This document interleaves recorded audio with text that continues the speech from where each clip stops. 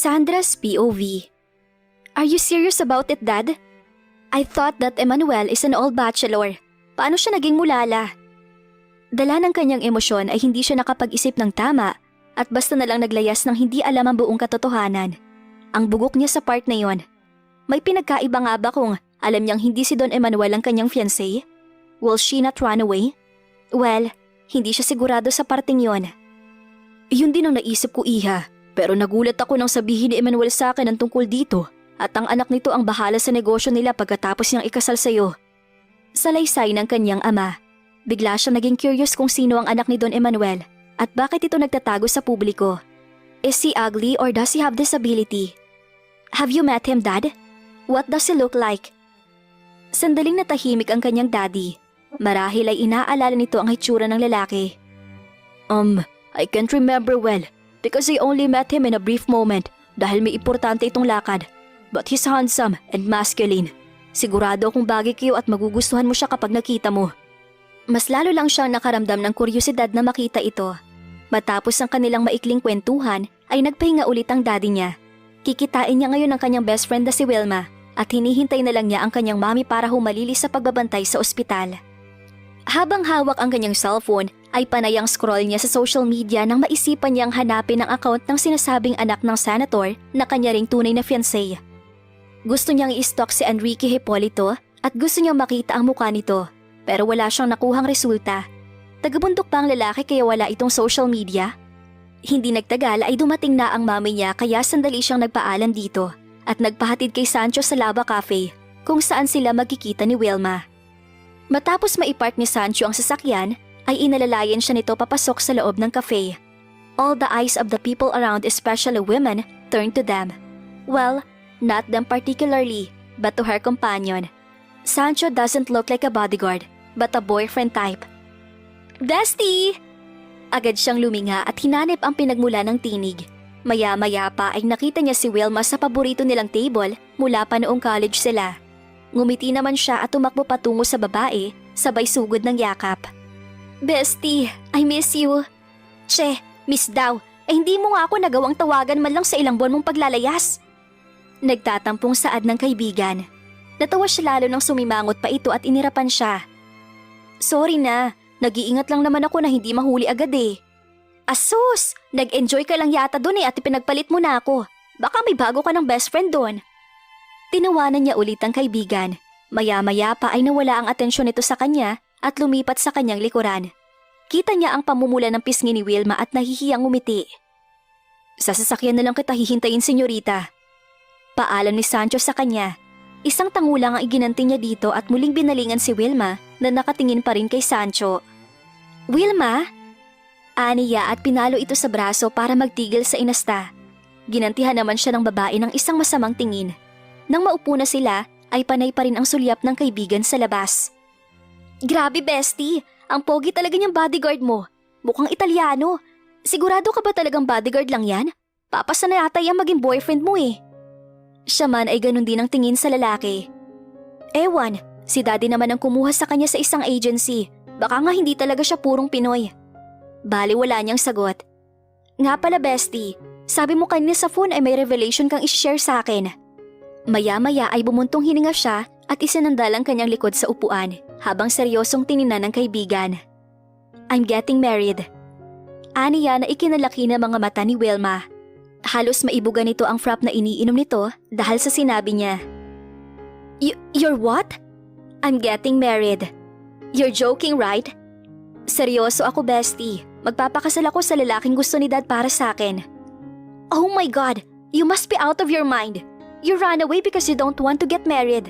Pagkatapos ay magpapakasal ka rin pala? Nasaan na yung Sandrang palaban na kilala ko? Wala na namang dahilan para hindi niya ituloy ang kasal.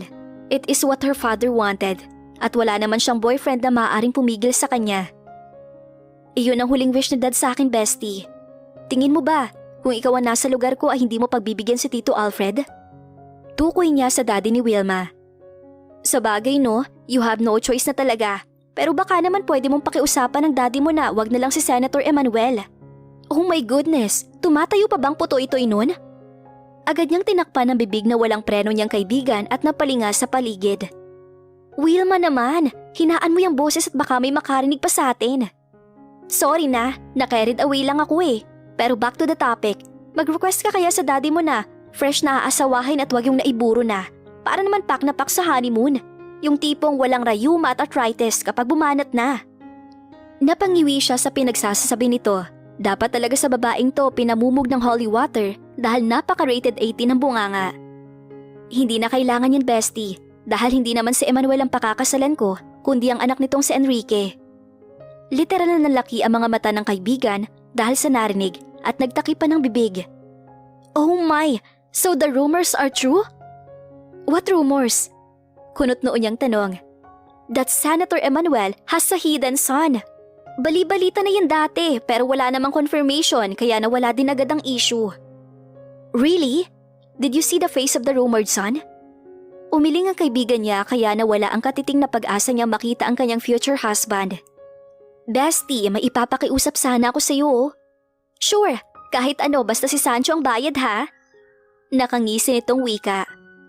Seryoso, bestie, baka may kakilala kang magagaling na personal investigator na makakapagbigay ng detalye tungkol kay Enrique Hipolito. Pakiusap niya sa kaibigan. Nangako naman ng babae na hahanapan siya ng pinaka-the best among the rest na magaling na PI sa buong Pilipinas.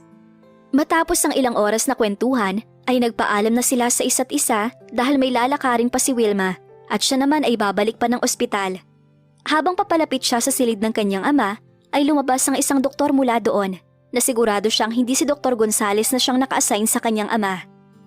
Habang pinagbabasdan niya ang likod ng lalaki, habang papalayo, ay nakaramdam siya ng pamilyar na kabog sa kanyang puso. Bagay na nararamdaman lang niya tuwing nasa malapit si Elias. But it was impossible, right?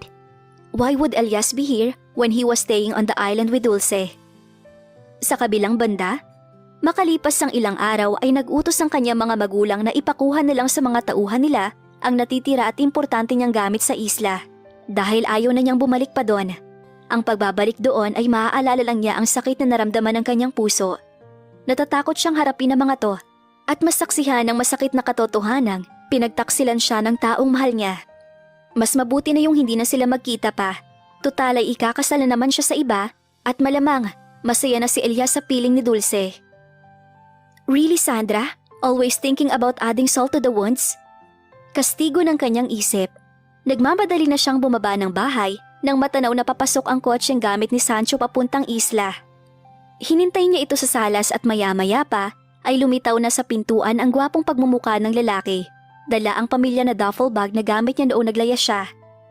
Kumusta, Sancho? May tao ba sa bahay na tinutuluyan ko? Wala po, senyorita. Your house is abandoned based on the dried leaves and dust all over the place.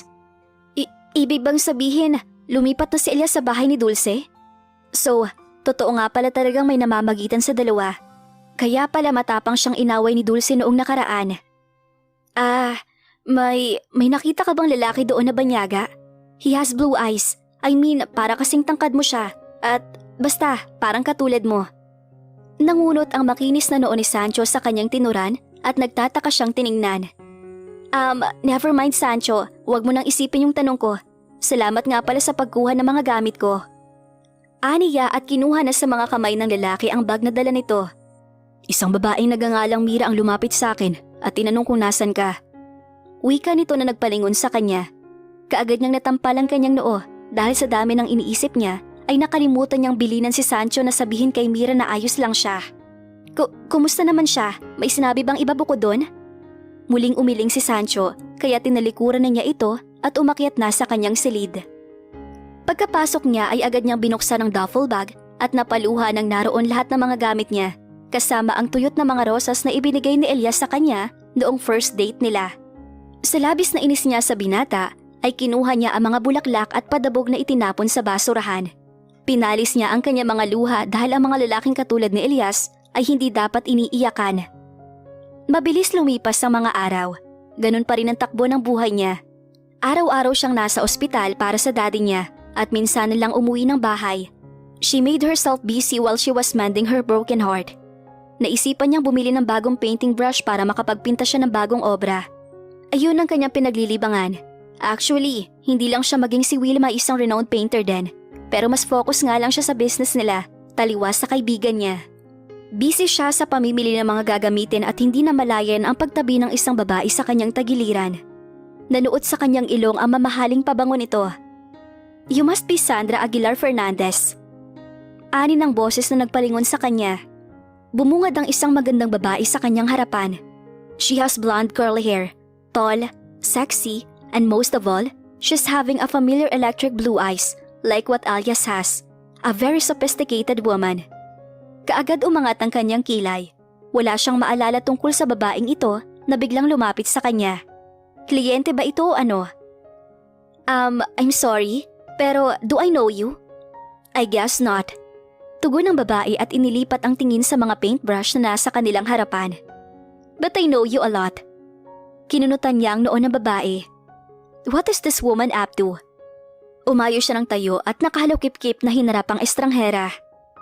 And what do you mean by that? You were Enrique's fiancé, am I right? Namumuo ang kuryosidad sa kanyang sistema kung paano nito diretsyang bigkasin ang pangalan ng kanyang fiancé. Nang hindi siya sumagot, ay bumaling ang tingin ng babae sa kanya. Her eyes are somewhat sad or envious. She wasn't that sure, but it was something like that. How lucky you are, marrying the senator's son. Anito na puno ng pait ang boses. Was this woman his ex-girlfriend kaya ganito kung makapagsalita? Paano mo nalaman ang lahat ng to? Iniistok mo ba kami? Dahil sa pagkakaalala ko hindi pa official ang kasal. Tapos alam mo na? How do you know Enrique? Malungkot itong umiti sa kawalan. Kilala ko si Enrique higit sa sino man sa mundong to, Miss Sandra. You're his ex-girlfriend? No, because we didn't break up. And I am here to tell you to back off from the wedding, Miss Sandra. Ang kaninang malungkot nitong mga mata ay napalitan ng puot. Tumalim din ang tingin ng babae sa kanya, kaya bahagya din siyang nainis. Look miss, hindi kita kilala, kaya bakit ako susunod sa gusto mo? And if ever na hindi kayo naghiwalay na dalawa, then why don't you ask him instead of me to back out from that wedding? Nayayamot niyang tanong. Di naman pala sila nag-break eh, bakit siya ang kinakausap nito? If that man really loves her, ay ipaglalaban siya sa kahit sino pa man yan. At isa pa, si Don Emanuel ang lumapit at nakiusap sa daddy niya. It's not the other way around. I'm warning you, Miss Sandra. Back off from the wedding or you'll live your life in hell. Singhal nito sa kanya. Bahagya pang napalingon sa kanila ang iilang tao sa loob ng mall. This woman is really pissing her off big time. Alam mo, I have no time for this conversation with you. At kung wala kang ibang sasabihin bukod dyan ay aalis na ako. Tinalikuran niya ito at mga alis na sana nang bigla nitong hablutin ng kanyang braso. Halos dumiin sa kanyang braso ang mahahaba nitong mga kuko. Pinapangako ko sa iyong pagsisisihan mo to. Pinantayan niya ang talim na mga mata nito at pilit na kinala sa mga kamay nito sa kanyang braso. Get lost and go to hell first. Aniya sa nanggagalit ng ngipin sa katuluyang tinalikuran ng babae. Dahil nasira ang kanyang mood, ay napagpasyahan na lang niyang umuwi ng walang nabili. Kasalukuyan na siyang nagmamaneho pa uwi ng mansyon nang mamataan niya ng isang itim na kotse na kanina pa nakabuntot sa kanya. Nagsimulang gumapang ang takot sa kanya dahil kahit anong iwas niya ay nakasunod pa rin ito even when she tried to accelerate her speed. Oh my God, baka ito yung babae kanina sa mall. Is she crazy? A psycho? Pero maya-maya pa ay gumaan ang kanyang pakiramdam nang matanaw na malapit na siya sa kanilang mansyon. Pero nang tiningnan niya sa rearview mirror ay naroon pa rin ang sasakyang sumusunod sa kanya. Ngayon ay sigurado na siya ang pakay nito dahil wala namang ibang bahay doon maliban sa kanila. Ilang busina ang ginawa niya para mabilis siyang pabuksan ng gate. Nang makapasok sa loob ay agad siyang lumabas ng sasakyan at patakbong pumasok sa loob ng kabahayan nang makasalubong niya ang kanyang mommy Helena. Mom, somebody's following me. What? Anong ibig mong sabihin, anak? Somebody is tailing my car. There's a black car behind me. Takot niyang sambit. Agad namang lumabas ng bahay si Sancho para tingnan kung sino yon. Pero mabilis itong bumalik. I don't see anyone suspicious, senyorita, but I'll check the CCTV footage around. Saad nito, tumango naman siya. Inalalayan siya ng kanyang mami papasok at binigyan ng tubig para kumalma. Are you really sure about what you said, Iha? Baka mamaya niyan ay maling akala mo lang pala. I'm really sure of it, Mommy. That car is really following me mula nang umalis ako ng mall. Matapos ng ilang sandali ay bumalik ulit si Sancho, pero mas lalo siyang nagtaka nang sinabi nito na walang itim na sasakyan ang nakabuntot sa kanya. That's very impossible. Hindi siya baliw at hindi rin nag-hallucinate. Paano walang nakunan sa CCTV? Enrique's POV.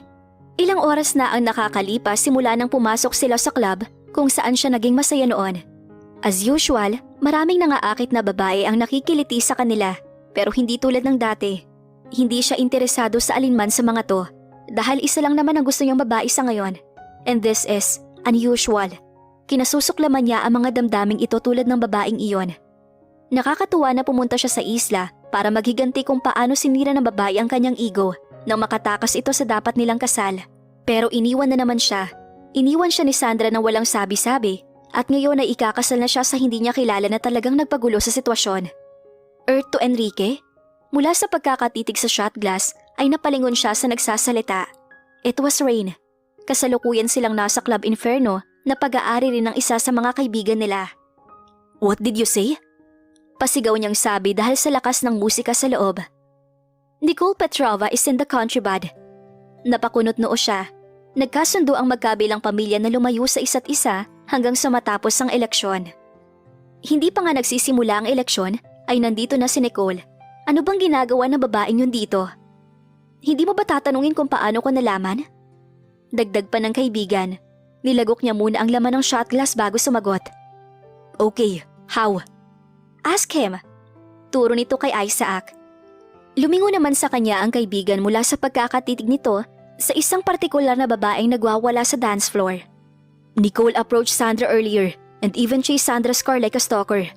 Natatawa ang kwento nito. Mahigpit niyang hinilot ang kanyang sentido. Nicole is making a mess already kahit kararating pa lang ito. Alam niya kung gaano ito kabaliw kaya ngayon pa lang ay sumasakit na ang ulo niya. Pinapayuhan kita na ikadena ang babaeng iyon, Enrique. Dahil kung hindi, ang iyong kasal ay nasa kapahamakan. Sabat ni Rain, napailing siya. Kita niya ngayon kung gaano kapeste ang babaeng yon. Isang bagay na hindi niya gusto. Paniguradong may pinagsasasabi ang babae kay Sandra. Huwag na wag lang talaga itong magkakamaling magsalita tungkol sa mga sekreto niya. Kung hindi, ay siya mismo ang tatapos sa buhay nito. Hindi lang yun, Enrique. Connor Soto was also here in the country, playing as a bodyguard. Hindi na siya sumagot pa, sapagkat alam na niya ang bagay na yon dahil lagi niya itong nakikita. Naiinis siyang tumayo at nagpaalam ng uuwi. But then after he got out of the club, ay siya ring paglitaw ni Connor papasok. Agad niya itong sinunggaban ng isang malakas na suntok at dahil hindi ito inaasahan ng kanyang ginawa, ay bumulagta ito sa semento. Pero agad ring nakabangon at gumanti. Napangisi siya. Now that this man is here, ay dito niya ilalabas lahat ng frustration niya. Ilang sandali na silang nagbubuno pero walang nagtangkang umawat sa kanila. Nagpakawala siya ng ilang malalakas na sipa at suntok, ganun din maging si Connor. Nang makakita siya ng pagkakataon, ay sinipa niya ang likuran ni Connor dahilan para bumagsak ang katawan nito sa hood ng sasakyan. Ulang hiya ka, Donovan. Hindi ba sinabi ko sa'yong lumayo ka sa teritoryo ko? Nanggigigil niyang sambit habang pilit niyang sinasakal ito.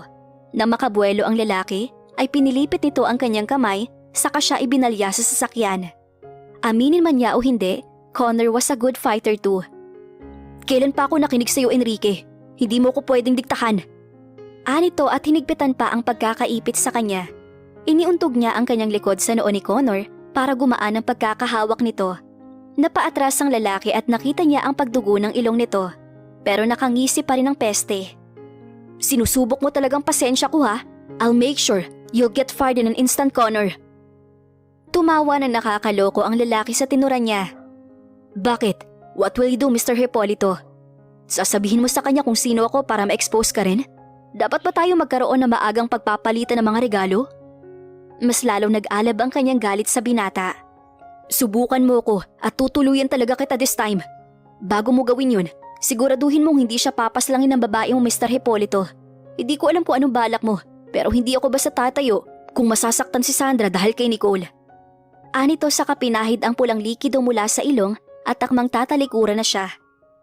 Itigil mo ang paghahanap mo ng atensyon mula sa iyong ama sa pamamagitan ng paggawa ng kalokohang ito, Connor. Alam nating lahat na hindi ikaw ang magmamana ng trono ng ama mo, kundi ang kapatid mo. Don Mariano didn't even give you his surname, right? Tumigil ka. You don't know anything. Nakita niya ang pagtagis ng bagang ni Connor, pati ang muling pagkuyom ng kamao nito. He finally hit the spot where it hurts. Si Connor ay isang ilegal na anak ng pinuno ng Assedio di Vendetta Mafia Organization na si Mariano Moretti na nakabase sa Italy. Dapat matagal na niyang pinaslang pamilyang to dahil sa laki ng atraso nito sa pamilya niya. Pero pinigilan siya ng kanyang ama. And his father being the godfather of their organization ay napilitan siyang sundin ito kahit labag sa loob niya.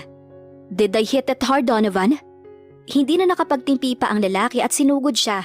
Subalit dumating na sina Rain at Isaac na pumagitna sa kanila. Tumigil nga kayong dalawa. Pareho kayo nagdudulot ng kaguluhan dito. Hindi na natutuwa si Tristan sa pinagagagawa ninyo. Baka mapikon yung inchik na yon at ubusin tayong lahat dito. Ani ni Rain, napaismid naman siya. As if marunong humawak ng armas ang baklang yon. Napagpasyahan na lang niyang lisanin ng lugar dahil baka mawalan ng customer ang kaibigan niyang Chinito at maiyak pa dahil sa istorbong hatid niya. Isang ngisi pa ang pinakawalan niya bago sumakay sa kanyang Lamborghini at pinaharurot pa uwi sa kanyang tinutuluyang kondo ngayon. Bubuksan na sana niya ang pinto nang may maramdaman siyang kakaiba. Kinuha niya ang kanyang armas at ikinasa bago binuksan ang pintuan ng kondo. Dahan-dahan siyang naglakad papasok nang mamataan ng isang figurang nakaupo sa couch habang nakatanaw sa salaming dingding kung saan makikita ang buong syudad na nagliliwanag kapag gabi. Napabuntong hininga siya at muling inilagay ang armas sa kanyang likuran saka naglakad patungo sa direksyon ng kanyang bisita. What are you doing here, Nicole? Agad namang tumayo ang babae habang may matamis na ngiti sa mga labi at pinaikot ang mga kamay nito sa kanyang batok saka inilapit ang sariling katawan. Hindi ka ba masaya na makita ako, Enrique? Pagod niya itong tiningnan sa kakinalasang kamay sa kanyang batok. Hindi ka dapat nandito. Go back at baka masira mo pang plano. Aniya sa babae. Bumalatay ang sakit sa mga mata ng dalaga pero hindi niya ito binigyang pansin at tinalikuran na si Nicole. Dahil ba talaga sa pesteng planong yon kaya naging malamig ka sa akin? Muli niya itong nilingon. Look, Nicole. Sigurado ka ba talaga na hindi magugulo ang mga bagay-bagay kung ganyan ka kumilos? Maayos ang takbo ng lahat ayon sa plano, kaya wala akong nakikitang dahilan kung bakit nandito ka. Bumalik ka na sa Italy gaya na napag-usapan natin. Sa tingin mo ba, Enrique? Ganoon na lang ako kabaliw at hindi napapansin ang mga nangyayari? Sarkastiko nitong tanong. Naiiling na lang siya at tinalikuran ulit ang babae. Gusto mo siya, hindi ba? Tanong nito na nagpahinto sa kanya. Akala mo ba hindi ko malalaman ang ginawa mo, Enrique? Hinabol mo si Sandra kahit hanggang sa islang yon nang sabihin sa'yo ni Don Emmanuel na pumunta sa Plan B? Naging pasaway ka dahil naakit ka sa kaawa-awang babaeng yon. Pinikit niya ang kanyang mata dahil ayaw niya itong patulan sa mga walang kwenta nitong pinagsasasabi. Just go, Nicole. Walang patutunguhan ng usapan na to. Patunayan mo, Enrique. Patunayan mo na hindi tama ang sinasabi ko ngayon. Para maniniwala ako sa'yo at kumilos ako ayon sa plano. Dahan-dahang lumapit sa kanya si Nicole at muling ikinawit ang mga kamay sa kanyang batok bago siya ginawaran ng isang mapang-akit na hagkan sa labi.